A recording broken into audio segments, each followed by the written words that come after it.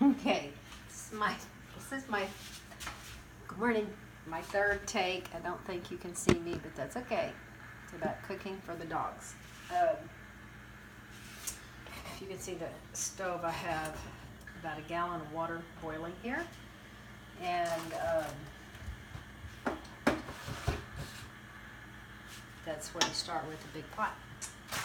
Yesterday I was shopping and I found brown rice. This was $1.37, so this was cheaper than white rice, and brown rice is better. I think it takes a little bit longer to cook. I haven't read the instructions. 45 to 50 minutes. That's probably why people don't usually use this, but that's okay because I'm just going to let all of this cook together. So that's not a problem. One other thing I was going to talk about today, here's my zucchini and squash. Got some good sweet potatoes. Looked like you had a little thing on the end. So why do we cut this up? Just because it cooks faster, and once you get it done, it mixes up faster. I mean, you can use a cutting board, but sweet potatoes are very hard. You know, they're a nice hard tubular. When I was a kid, I hated sweet potatoes, but I think it was because the only way I'd ever been served them was in a casserole type with marshmallows on them, and I just thought that was nasty. So I never liked sweet potatoes till I was over 50. So we're going to put quite a few sweet potatoes in there. It's beautiful. My water's hot and I don't want to splash it on myself, so I'm being a little careful here. So if you're not used to being in the kitchen, I grew up cooking. I was married at 17, so I learned to cook early. I remember when I decided to get married, I lived with my mama and papa, and I said, Mama, teach me to cook so we don't starve. Had a crash course in cooking. So, of course, the smaller you cut it, the faster it cooks, but I'm not worried about it cooking so fast. This type of crookneck squash is, this is a real hard squash. And the reason that, so you think about this, 100 years ago, before refrigeration, when people put stuff in the cellar, the harder the squash, the longer the life of the squash, if that makes sense. Like, when I grew up with my grandparents, Papa was born in 1905 and Mama was born in 1909, and so that was before Walmart. They grew their own food, or they had to buy it from somebody who did. And so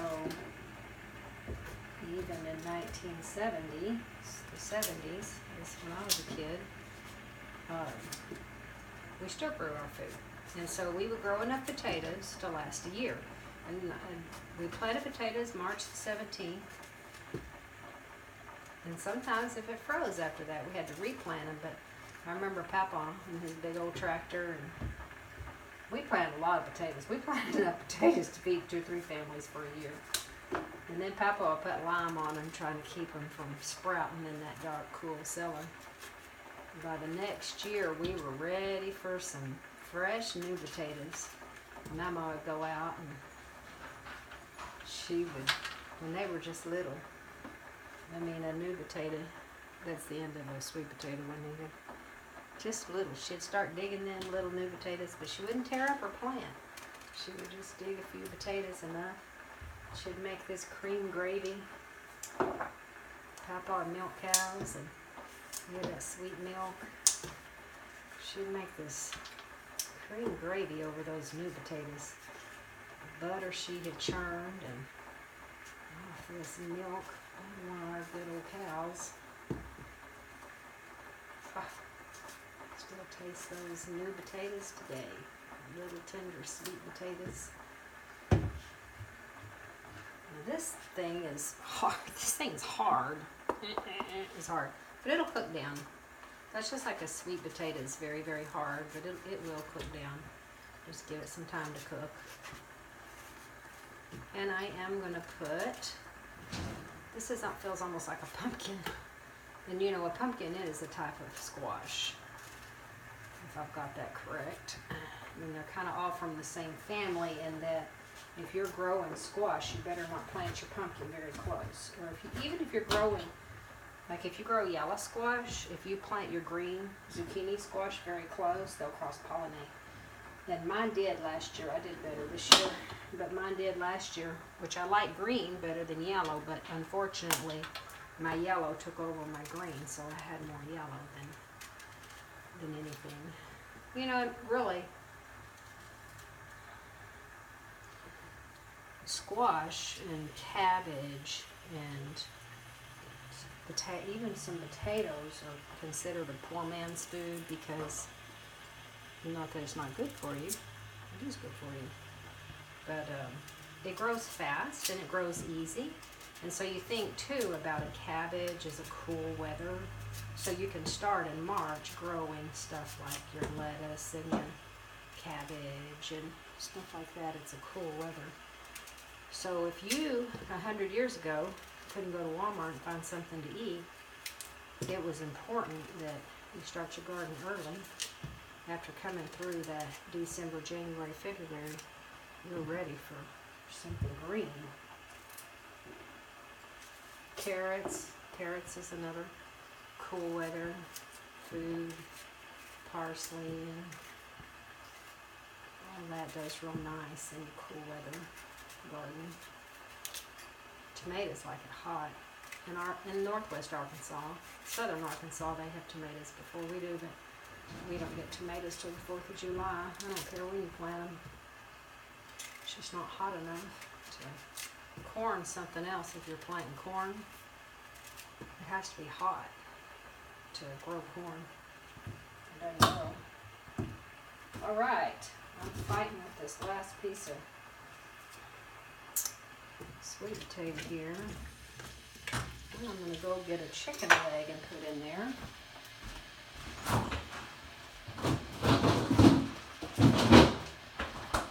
Now the dogs eat this raw as well as they eat it cooked. So another thing I want to talk about today, so you have 3 bones, 2 large ones and 1 tiny one. This is going to smell so good. If you walked in, you would want to eat it. Although when I'm cooking for myself, I typically take that chicken tail off. My mama used to say that was the preacher's nose. Don't ask me why she said that.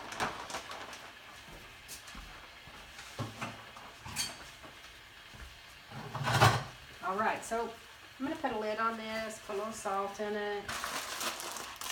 I'll probably wait about 30 minutes before I put my rice in. Put a little salt in it. Chicken probably has a salt solution on it. I've got 2 products I wanted to talk about. Because you look at this and you think, how nutritious is this, right? How nutritious is this? Well, raw is better, but a dog cannot digest. If you give the dog a carrot, it just poops it out. It cannot digest the vitamins or anything from a carrot unless the cell tissue wall is broken. So this is a product by Springtime. I absolutely love it. It's called Longevity, and it's full of spirulina and bee pollen, carrot powder, just some really good kelp, and it's green. I'll show you. So if you have a dog that's struggling with their skin or any kind of health issues, you can see the bee pollen in it. I can see the bee pollen in this. A couple of scoops a day. This is called superfood. Greens are your superfood. And this spirulina may even have chlorella in it. The cell wall is called split cell wall. And this is actually a horse product, but I give this to the dogs. And it's because it's in a tablet and they love it. I've never had a dog wouldn't eat these. Again, this is spirulina. So being formulated for a horse, this is just mostly spirulina. see it says great for dogs. Give dogs half a wafer to 2 full wafers. I give mine 5 or 6, but that's if they're dealing with skin issues or stress or I had 2 dogs that kind of blew up into some skin issues, and we've taken them totally off any dog food and giving them all raw and real food. So, let me get a lid on this and get ready to put my rice in there. Ready to put my rice in there. So rice cooks, and you can boil it to death, but rice actually cooks by steam. Oh, there was one other thing I wanted to talk about today, and that is the source of 2 things. The source of fat that's going to be in here, and we're going to get some fat off these chicken legs and thighs we put in there, but and I do like to cook in this as it all cooks together. Let me turn this down. I got it on high. And just walk off and leave it a couple hours. You can top dress your food. This is olive oil, and I just pour it in here because it's so convenient as I'm cooking. And this is coconut oil, and I had it up against the stove. I put some biscuits in the oven for my husband. This stuff smells delicious. Oh, it smells so good. I use this on my skin, and I also grind this in my shake in the morning in my smoothie. So here's the trick to getting coconut oil to grind. You grind this before you put your ice in, because if you have anything too cold or icy or stuff like that, it just clumps and it's a little bit gross.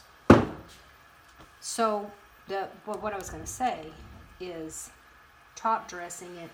You don't have to boil this coconut oil and boil it and boil it and boil it and boil it and boil it in your food. Just top dress, about a tablespoon a day is a great thing. You can top dress this with a little ground flaxseed, and I only like golden. Let me show you what that looks like.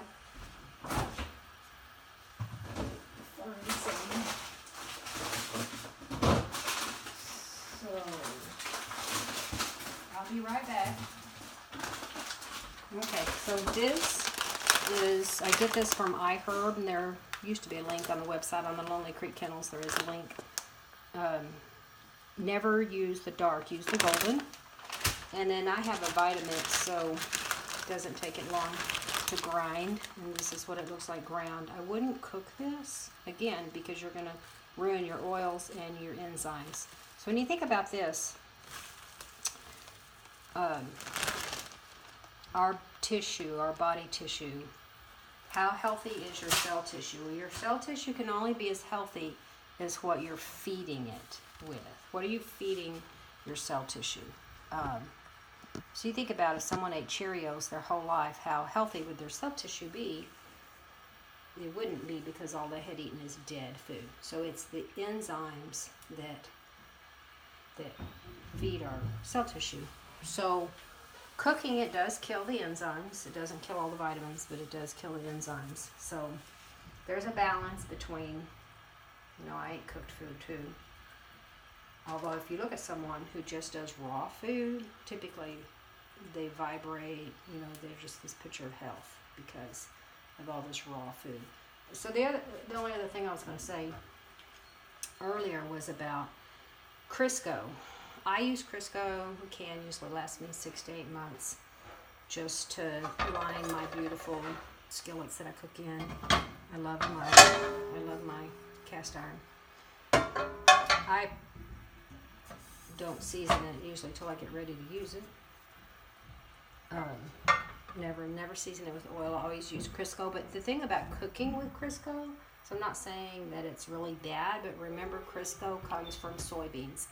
And there is nothing good about a soybean since they've used the GMOs and they spray it. And anyway, there's nothing good about a soybean. So don't let anybody tell you that soybeans are good for you. They are not. So I'll just say, if you want to use Crisco for your source of oil, I wouldn't choose a different oil. I don't even I hate corn oil unless you're oiling a good saddle. Canola oil, same way, I don't like it. Olive oil is great unless you get it too hot. And I'm trying to think of the